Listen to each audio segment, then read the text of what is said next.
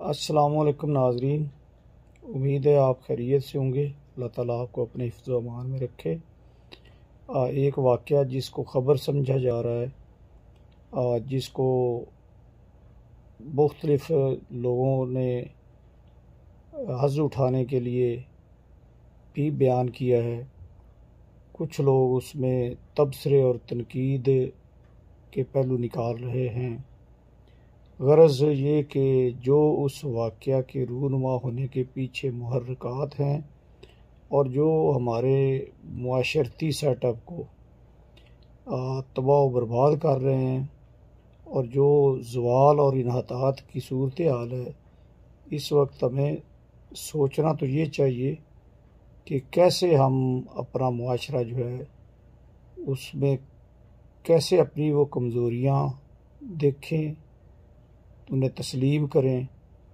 और बजाय इसके कि हर एक बंदा जो है, हर एक तबका जो है वो अपनी 1.5 ईंट की मस्जिद अलग बना के अपने आप को ये समझे कि जी जिस पे मैं अमल पैरा हूँ या मैं बड़ा महफूज हूँ या ये मेरा जो आइडियल सेटअप है या मेरी सोच है। नाज़रीन, ऐसा नहीं है। इस वक्त मुआशरती तौर पे जो मैं महसूस कर रहा हूँ और जो अक्सरियत महसूस कर रही है कि हम अपने घरों में अपने आप को महफूज नहीं समझ रहे, हमारे बच्चे महफूज नहीं हैं। हमारे बच्चे जब जाते हैं स्कूल्स में, कॉलेजेस में, यूनिवर्सिटीज़ में, तो ये वो इदारे हैं जहाँ से उन्होंने तरबियत हासिल करनी है, जहाँ से उनकी करैक्टर बिल्डिंग होनी है, जहाँ से उन्होंने ज़िम्मेदार शहरी बनना है, जहाँ से उन्होंने तख्लीक़ व तामीर के कामों में लगना है और इस मुल्क को बहरानों से निकालना है और जदीद दुनिया के जो तकाज़े हैं उनके मुताबिक मुआशरती जो तब्दीलियाँ हैं उनमें अपना हिस्सा डालना है। लेकिन हो ये रहा है कि इस वक्त कोई मुझे एक सेटअप ऐसा बता दें, कोई तालीमी निज़ाम ऐसा बता दें, कोई तालीमी सिस्टम ऐसा बता दें, वो प्राइवेट सेक्टर हो, वो एलीट का हो, वो मुझे आप वो कोई मजहबी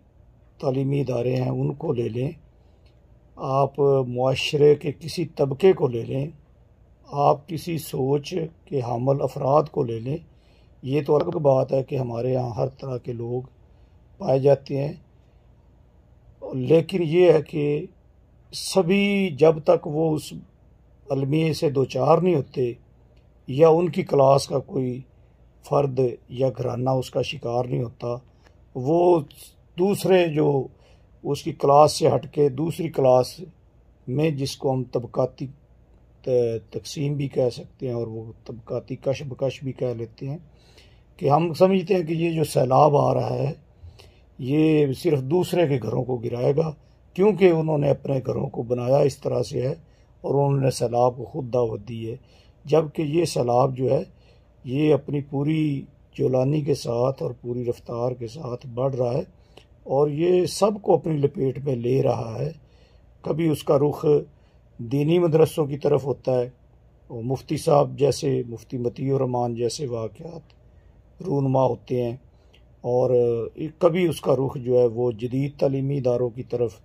चला जाता है, तो उनमें से वो नशा और वहाँ पे वो जो लिबरलिज़म के नाम पे जो पार्टीज़ हैं और वो फिर उनका बेहंगम मिलना जुलना मखलूत और उनकी कोई बाकायदा करैक्टर बिल्डिंग या उनके ऊपर कोई चेक एंड बैलेंस नहीं है। इसी तरह से आप मुआशरे का कोई भी तबका ले लें। अब अगर हम कहते हैं जी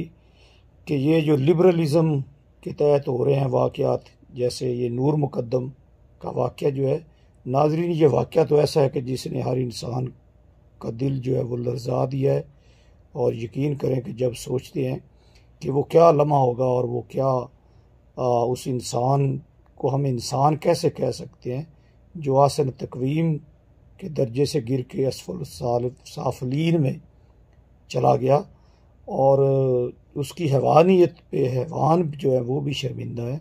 जिसकी दरिंदगी पे दरिंदे भी वो हैरान हैं कि इंसान इस हद तक भी गिर सकता है कि उसने उस बच्ची के साथ, वो बेटी थी जिसकी भी थी, जो भी उनका सोच थी, जो भी मकतबा फ़िक्र था, अगर घर से वो निकली है तो उसके बाद फिर उसके साथ जो किया गया, क्या कोई इंसान का बच्चा या कोई इंसान जो है वो किसी के साथ ऐसा कर सकता है? आजकल की तरक्की याफ्ता दुनिया में क्या, बल्कि हमेशा से ही उस मुआशरे में इस चीज़ को भी तरक्की का निशान समझा गया, सिंबल समझा गया कि उसमें उसकी ख़वातीन ट्रैवल करते हुए, सफ़र करते हुए कितना अपने आप को महफूज समझती हैं, और किसी के बगैर सफ़र करना, जैसे वो शेर शाह सूरी की बात मशहूर है कि उसने इस तरह से अपना जस्टिस और इस तरह से अपना लॉ एंड ऑर्डर जो है उसको एनफोर्स किया था कि वहाँ पे दोपहर के वक्त अगर जंगल में से एक औरत सर पे वो टोकरी है और उस पर वो सोना है, वो गुज़र रही है, तो उसे ये बिल्कुल ख़दशा भी नहीं था कि कोई मुझे लूट लेगा। तो ये तो होता है एक अमन व अमान, और ये होती है रेट ऑफ गवर्नमेंट, और ये होता है मुआशरती कदरें, और इसको कानून का खौफ कह लें आप या इंसानियत के तकाजे कह लें। तो ये जो मौत हुई है नूर मुकद्दम की, नाजरीन, ये किसी मकतबा फ़िक्र की नहीं, किसी सोच की नहीं, बल्कि ये इंसानियत की मौत हुई है। अगर हम ये समझें कि हम दीनदार हैं, हम बड़े अपने आप को बचा के रखा हुआ है, तो हमारे बच्चे महफूज हैं, तो नहीं, ऐसा नहीं है। ऐसे वाक़यात, अब वो जो मासूम ज़ैनब है उसके साथ जो हुआ था कसूर में, वो आपके सामने है। इस्लामाबाद में वो बच्ची जिसको झुलसा के वो जला दिया गया था, कोयला बना दिया गया था, वो आपके सामने है। उसका कौन सा मकतबा फ़िक्र था? और ये जो बच्चों के साथ जिनसी दरिंदगी के वाक़यात हो रहे हैं, और वो बड़े बड़े तलीमी इदारों में भी, और ये यानी कि वो हमारा नौजवान तबका जिस पे हमारी कौम की तकदीर का सारा इन्हसार है, वो जज्बाती तौर पे इतना गैर मुस्तहकम है कि वो तो अपने आप को, अपनी शख्सियत को कंट्रोल नहीं कर पा रहा, और वो सफली जज्बात का शिकार हो के कभी जज्बाती तौर पे वो इतना हो जाता है मुश्तिल, वो कंट्रोल नहीं अपने ऊपर रख रहा। तो उसने कैसे ये कौम की तकदीर बदलने के लिए और तख्लीक व तामीर के कामों में लगना है, और वो बड़े बड़े बुरहानों से मुल्क को निकालना है? क्या पूरी दुनिया में यूथ इस तरह की है जिस तरह की हम पैदा कर रहे हैं? तो हमें सोचना तो इस बात पे है, गौर इस बात पे करना है, नूर मुकद्दम कैसे गई, वो उसका कसूर कितना था, दूसरी तरफ क्या हुआ? क्या दुनिया में ऐसा नहीं हो रहा? इससे भी ज़्यादा लिबरल मुआशरे हैं, इससे भी ज़्यादा लिबरलिज़म है। क्या दुनिया में मज़हब के नाम पे पीस एंड सिक्योरिटी नहीं मिल रही लोगों को? हमारे यहाँ वो भी मफकूद है। हमारे यहाँ वो रिश्ते जिनसे तहफ़्फ़ुज़ का एहसास होता था, अब उनसे भी हमें बच्चों को बताना पड़ता है कि आपने एक महफूज फासला रखना है, और एक इस तरह का अपने बच्चों को आपने ये अवेयरनेस देनी है कि वो किसी अननोन बंदे से कोई हेल्प ना ले, उसकी कोई बात ना सुने। तो यानी वो जब निकलता है बच्चा, तो जब तक वो घर नहीं आ जाता, वालिदैन जो हैं उनके, और घरों में फिर वो ये जिस जगह पे हम उन्हें महफूज समझते हैं, बाज़ औक़ात वो इंतहाई महफूज तरीन हाथों में दे हम समझते हैं उसे, तो उन्हीं हाथों के ज़रिए से उसको ज़्यादा इस्तेसाल का शिकार होना पड़ता है। तो हमें सोचना ये पड़ेगा कि हमारा जो मुआशरती इस वक्त सेटअप है, और जो हमारी मुआशरती ग्रूमिंग हो रही है, या जिस किस्म का हमने ये निज़ाम अपनाया हुआ है, क्या हम इसके साथ अपनी नौजवान नस्ल को इस काबिल कर पाएंगे कि वो आने वाली जो सदियां हैं, आने वाले जो अदवार हैं,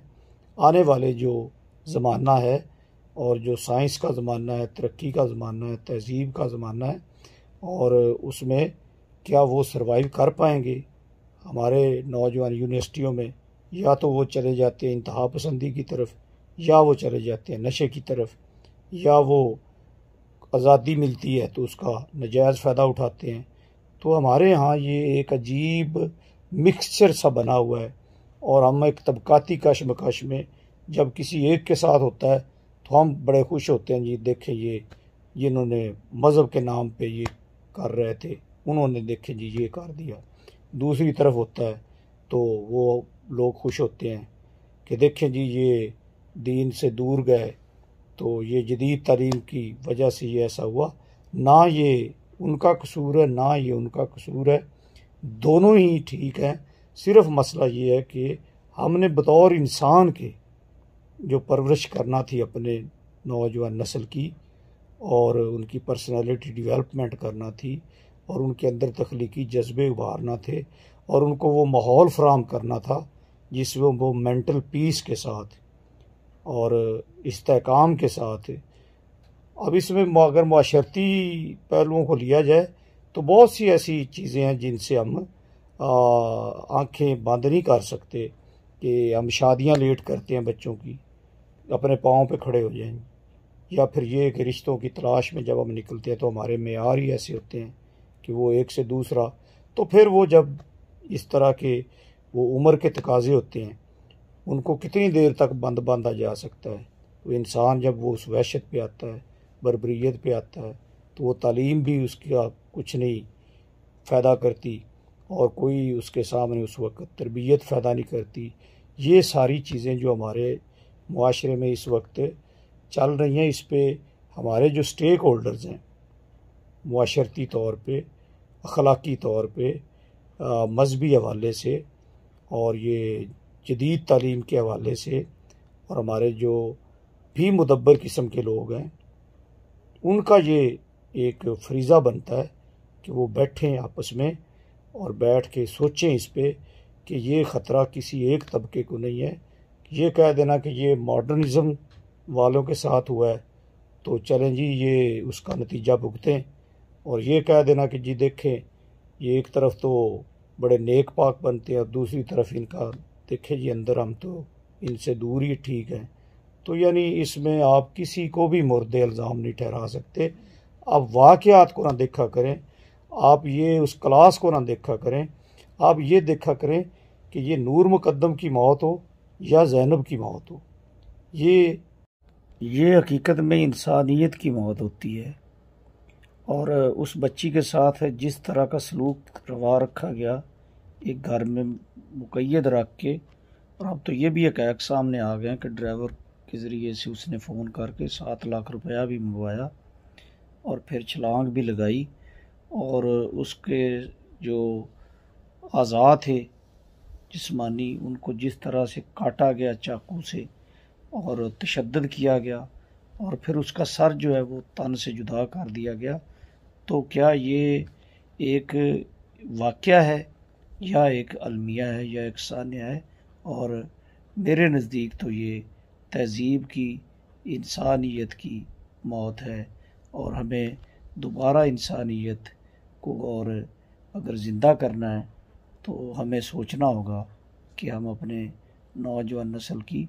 तरबियत में कहाँ कहाँ पे कमी है, कहाँ पे कोताही है, और क्या हम इसी तरह से क्लास डिफरेंस और तबकाती कशमकश में एक दूसरे को इसका शिकार होते देख के ख़ुद को महफूज समझते रहेंगे। तो ये तो एक फ़रार है, ख़ुद फरेबी है। हमें जितनी जल्दी इससे निकल आएँ उतनी जल्दी हम